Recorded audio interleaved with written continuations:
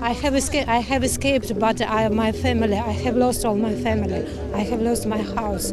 I'm desperate.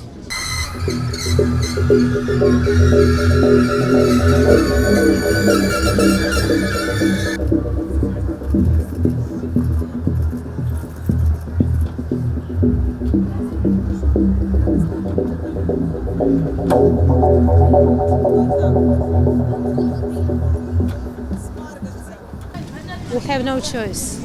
If we want to leave, we must escape. It is no chance to live there, to survive there, no chance.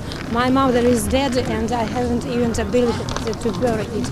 I left my mom at the yard like a dog because everybody is shooting from rifle, a lot of troops, a lot of soldiers everywhere.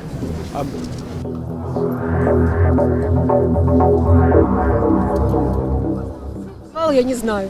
В общем, я такого ужаса вообще не видела. А в Мариуполе вообще нет. Нет больниц, нет театра, нет выставочных залов, вообще ничего нет. Мариуполь это просто, это Грозный. Школы, садики, все разрушены, дома разрушены. Это вообще, это ужас был.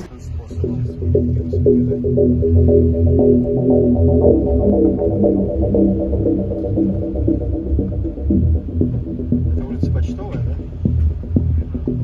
Вот здесь еще